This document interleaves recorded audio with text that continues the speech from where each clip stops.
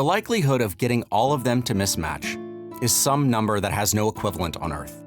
It's a number called a googolplex, which is 10 to the 20,000th, which is probably something of the order of how many stars there are in the universe or something. It's not a number that is rational or can even be comprehended. That quote is not in reference to the likelihood of Ronald Trimboli's DNA test supporting his guilt. It's a reference to the DNA test excluding him as a suspect. That's right, excluding. But how could that be? Wasn't it 54 billion to 1 supporting a match? What happened? To get you there, we have to talk about DNA. Juror John Skiles heard a lot of talk about DNA at the trial.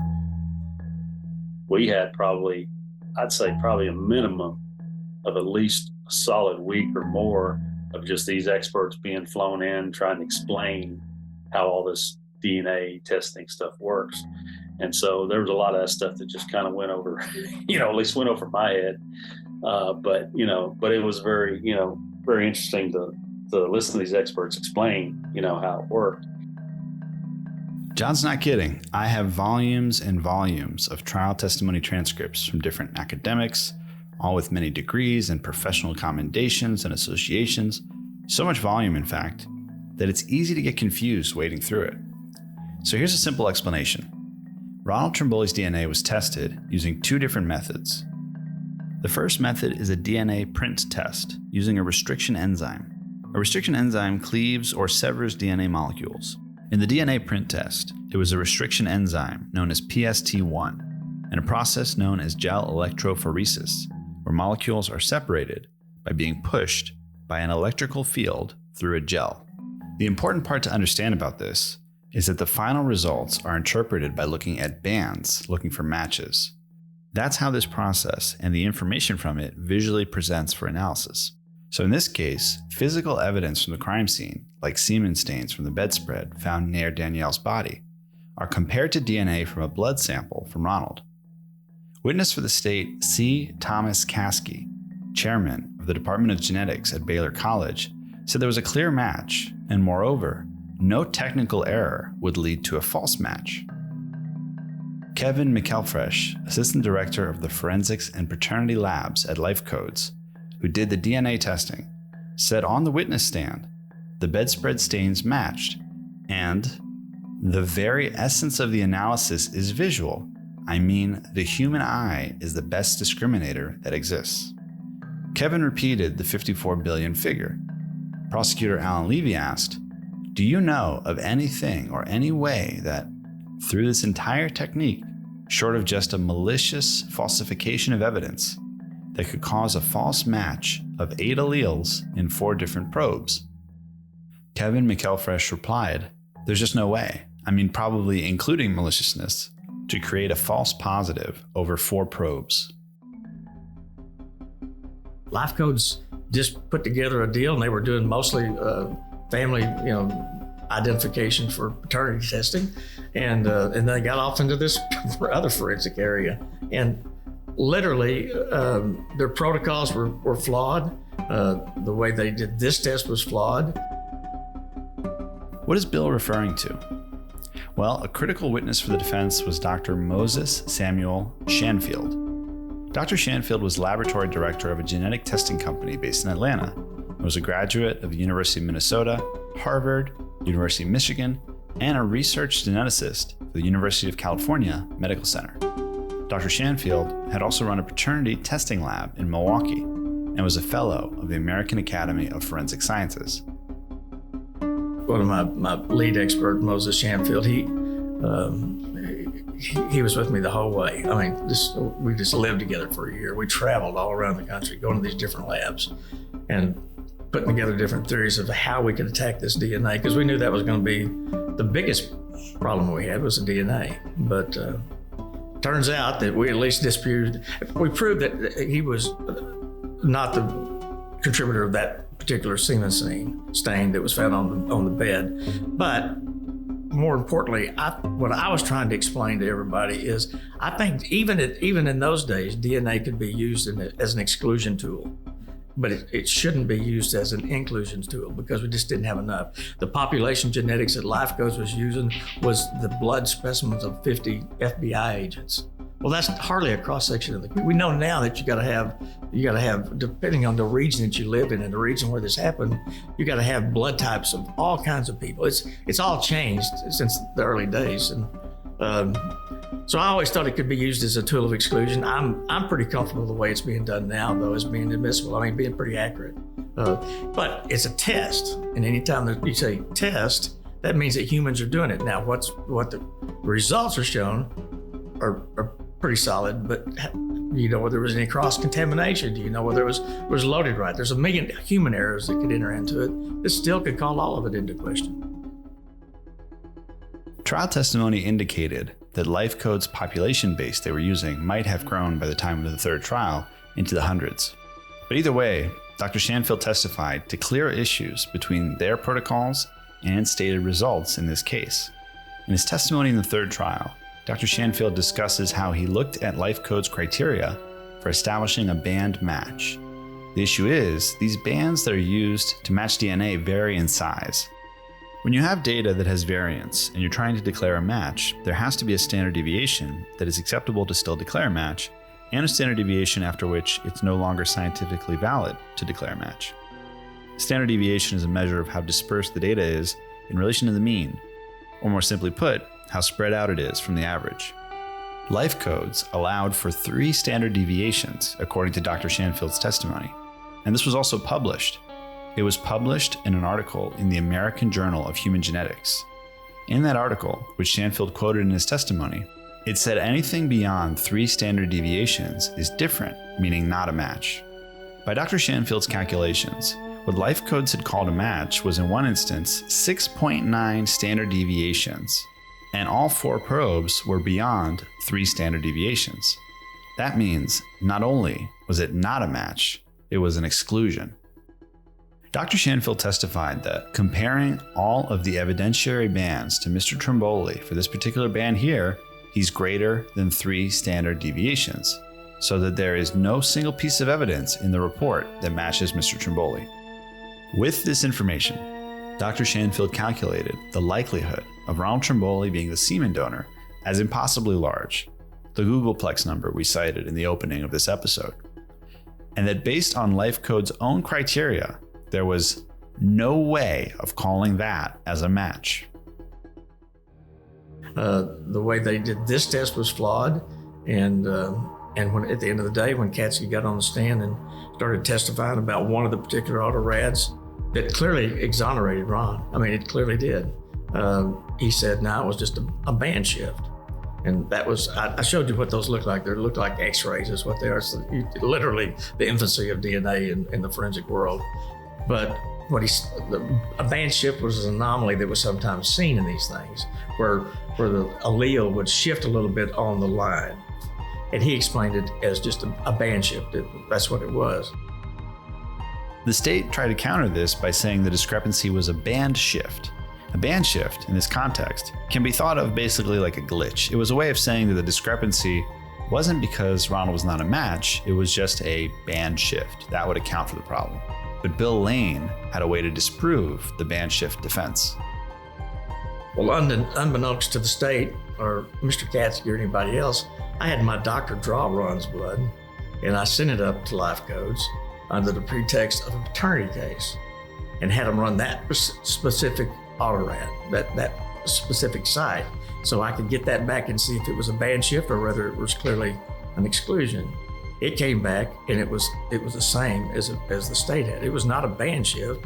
It just excluded Ron as the donor of that DNA, and kind of hit them in the face with that right in the middle of trial. I don't know what they thought about it at the time. I know they tried to recover. I don't think they ever really did recover from that standpoint. Dr. Shanfield testified on the stand that Bill's independent retest came back the same, meaning Mr. Trimboli is not a band shift. The retest was sent in by James Winston Geyer, director of a company called Genetic Design, which did paternity tests. Geyer testified he sent Life Codes a blind sample of Ronald Trimboli's blood. It was a blind sample because it was sent in under the name Ronald Tucker. that's the kind of stuff that a lawyer that's defending these kind of cases has to look at. Don't just take one doctor's expert opinion on what this was. Have your own and run your own test. And the only thing I could think of that time is that was the most damaging loci in the whole spectrum that we were dealing with. So I was just ran it again under a fake name and under a fake. And how I got that done to this day, I don't know how. I mean, it took some help from one of the district judges at the courthouse that let me bring Ron down, and we actually drew his blood in the jury room and had my doctor do it and packaged it up and sent it up to Life Codes, and they ran it and sent it back. I was really pleased the day it came in, and it showed that he was excluded. So it was that kind of stuff that really piqued my interest in this whole case, things that we could do like that.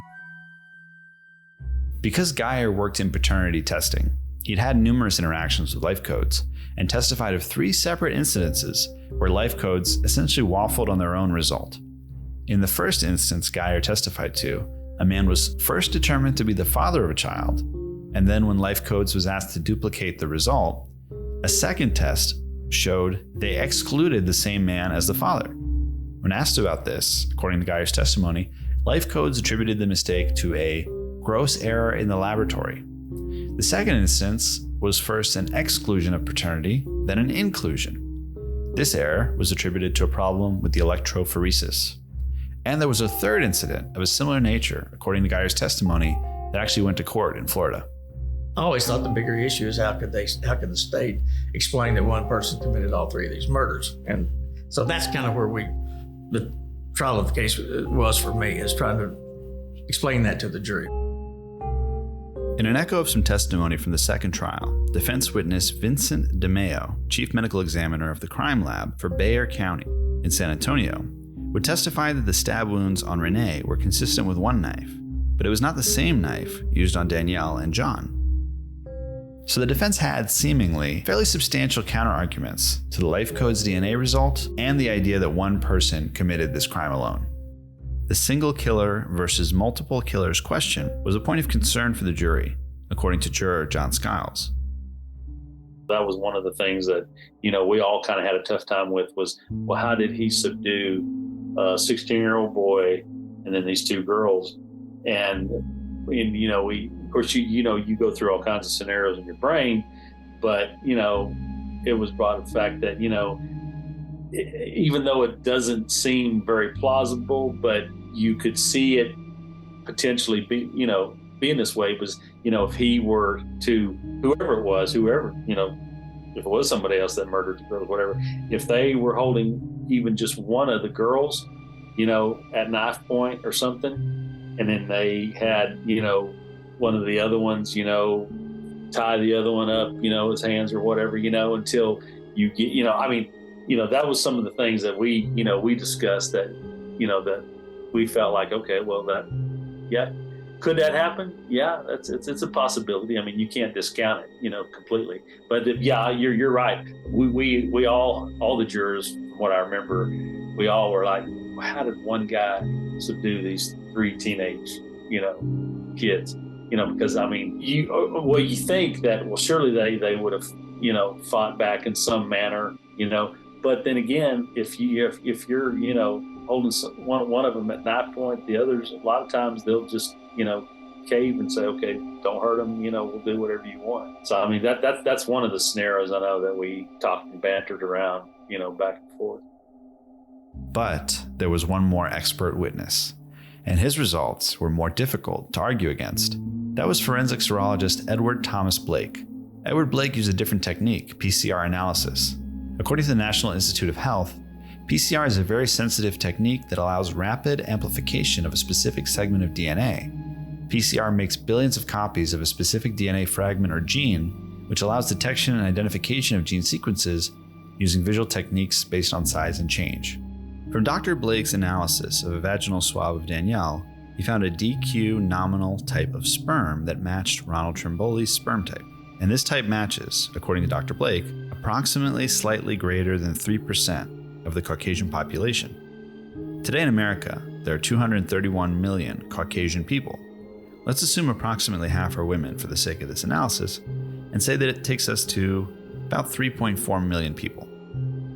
But using this same argument, it also excludes 112 million people.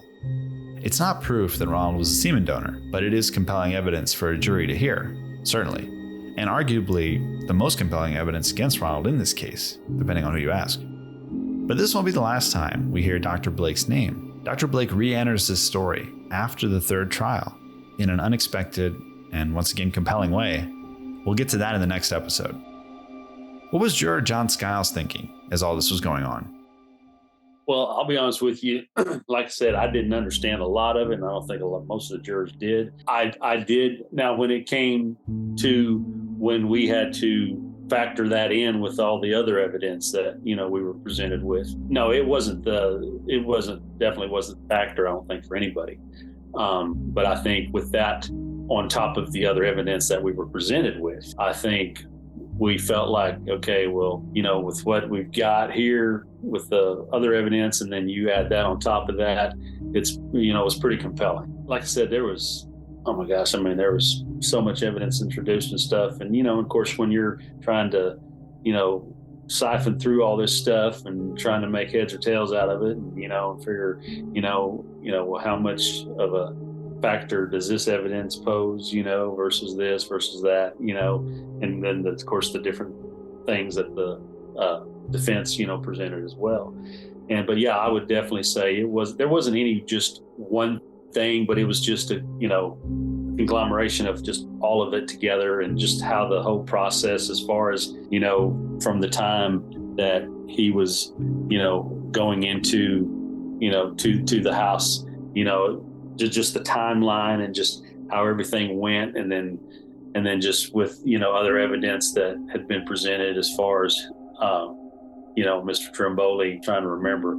I thought there was some evidence that was or witness had said that there had been some inappropriate interaction, just some things that just definitely raised some red flags. It was remarkable to me to speak to John after having spent so much time talking to people connected to this story and reading trial transcripts. It was very clear that even decades later, the prosecution had made a very strong impression on John, so far as Ronald's supposed sexual deviancy. But apart from the testimony of Joanne's neighbor, Karen, I just was never able to find a ton of evidence supporting that idea.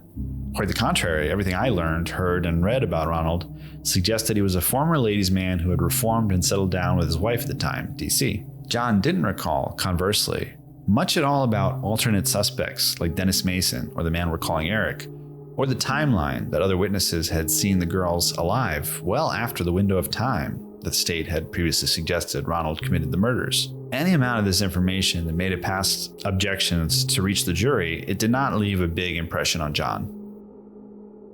And of course, and this is one thing I've never understood, but I know that there was at least once, maybe twice, I can't remember for sure, where the jurors had to be, had to leave the courtroom because there was some evidence that, I don't know, I can't remember if the prosecution was trying to present something and the defense was not having it. And then so we had to, leave for a little while. And that's one thing I've never understood, that if there's evidence out there, why jurors are not privy to all the evidence, So I don't know. I've never understood that.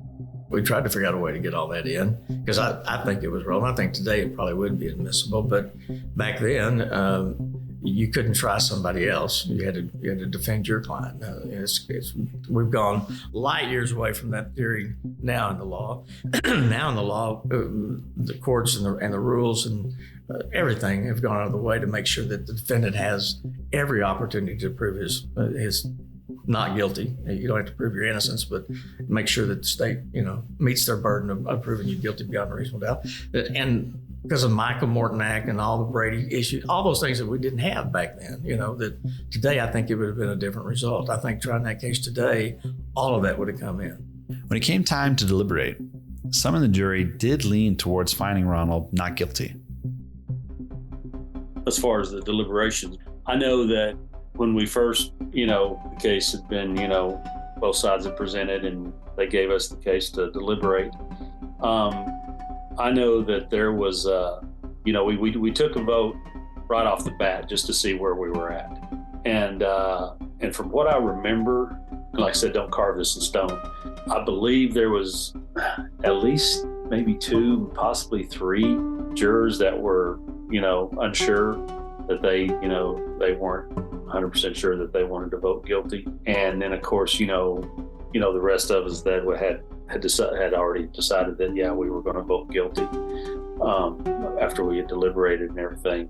Of course, then we said, well, is there any evidence that you need to, look at again, or do you have any questions, because I always tell you, if you have any questions, send it to the bailiff, whatever, and, then we'll get an answer back or whatever.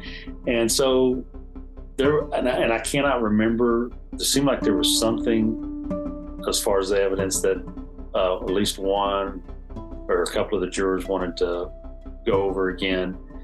I think the ones that were holding back, I believe that, and I'll get to this one here in a second, the last lady that was holding out. I mean, because the defense, they definitely, presented some things and said some things that, might make you take a second thought, about it and say, well, that could be a possibility. So, I think the defense, they did a fairly good job of, presenting their side and all that. But at the end of the day, I think the majority of us, except for the 2 or 3 that were holding out there at the very end, I think we all, felt like, we want to make sure we get this right. because you're dealing with someone's, life, where they're going to be spending the rest of their life. And so, it wasn't taken lightly. And so I think that, at least for me, now I can't speak for any of the other jurors, but for me, I had to go into it with, I'm just taking the evidence at face value, and and once you kind of, navigate all the different, scenarios and this and that, and then at the end, I just felt like, the prosecution did a good enough job to convince me, that he was guilty. But I think the others, and I was going to tell you, then after we took another vote, and then one of the 3, then they came back and decided, okay, I'm going to go with guilty verdict. And then we had to take several different, votes. And then, as we deliberated and questions got answered and things like that, then eventually we came down to where there was just one person, and I couldn't tell you what her name is. I couldn't remember anything. But she was a little bit one of the more elder jurors. And we asked her, well, what is it that's, what's the thing that's holding you back, from, being able to come to a guilty verdict? Yeah. And when she was on her, and of course at the time, of course them having that, baby and everything. And she said at the very end, she said, well, I feel really, sad for these, this family, and, that these kids are going to have to, grow up without their dad and this and that. And she said, so I've got a lot of emotional attachment to it, and we said, we fully understand that, I said, but at the end of the day, you have to just look at the evidence that you're presented with, and you can't base your decision on just emotion. And so she finally, then we took another vote, and then we eventually, all came, to, fully guilty on all 12 jurors. I asked John if he and the other jurors had all the information I do today at the time he was in the jury. Would that have changed anything? Oh, I think without a doubt, I think that would you definitely have to take pause and consider that, and, consider that as as an option. Of course, not being presented with that, it's, you can always look back and say, well, this or that. But yeah, I think that definitely would have, it definitely would have made you have to, consider some other things. A lot, like I said, there wasn't, for me at least, there wasn't any just one smoking gun that's it. Finally, after 3 trials, a verdict was reached. Lisa wanted to be there for the verdict, but had responsibilities that meant she couldn't be available 24/7. She had to leave early the day the jury left to go deliberate. She had to go pick up the 2 kids from daycare. And her grandmother had to remind her of this. She was just caught up in the whole thing. You know, the jury's going to deliberate. My dad's life is on the line.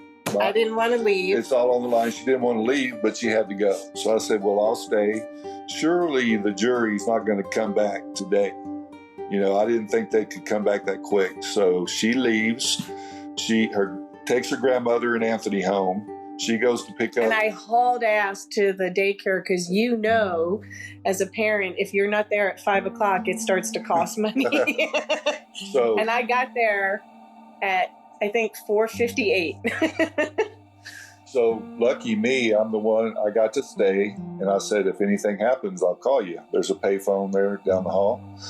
So we sit and wait. The jury came back with a verdict. And this still sits in Lisa's gut today because she wasn't able to be there when it went down. So everybody's called back into the courtroom. You know, even me. It's just surreal to listen to the verdict being read. So they go, the jury foreman stands up, they reach the verdict, they go through the motions, and they come out guilty. Ron Trimboli is guilty. And his dad let out this big yelp, Lisa's grandfather, this big cry, this big yelp, and the judge told him to be quiet. And everybody was buzzing, and it was just a sad, sad thing. One side's clapping, the other side, everybody's crying. And maybe it was good that I wasn't there. I go directly to the payphone. I go directly to that payphone, and I call Lisa.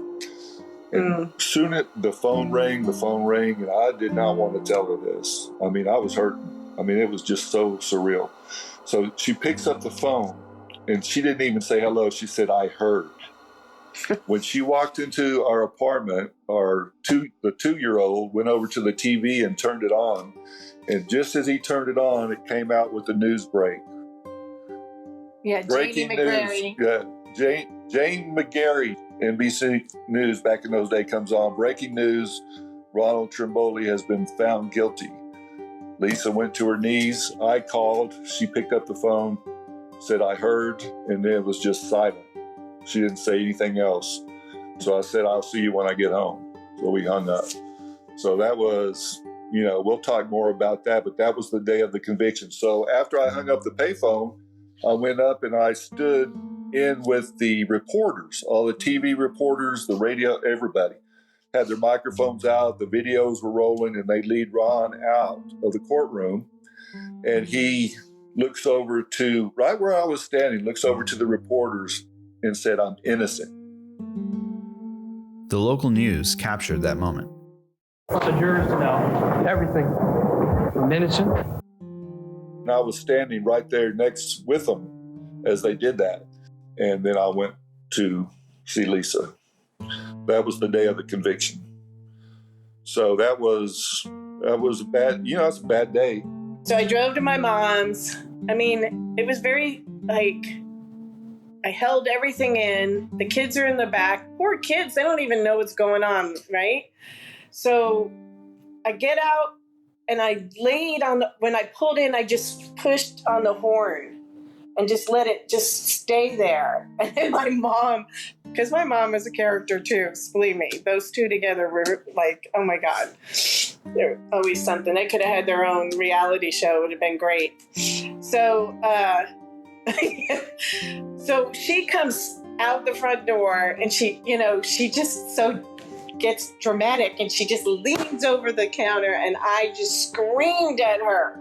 I just screamed. She's on the second floor? Yeah, she's up on the second floor. I'm in the parking lot and I just screamed at her.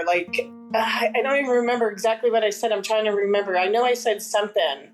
I think I screamed. She told me you screamed, are you fucking kidding me? And then I screamed, why? Why? I kept saying, why?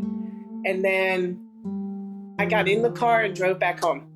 I like to make it a point that day sits in her gut still because she wasn't able to be there when it happened. that all happened without her, and she feels a little empty I do, but with that spot. I know what you're saying, and I love you because I know that. But really, when I think back, I think right now, all I could think that I would made a spectacle of myself. And if you wanted to know what was going through my mind, everything that you could imagine, if it was your father, was going through my mind. Yeah. He's not coming home. I'm not going to be able to hug him. He's not going to be able to, give me away at my wedding. He's not going to be there for any other grandchildren. There's no vacations. There's no fun bar. Like, all that stuff was just going through my mind. It was like almost, you almost are burying somebody who's alive.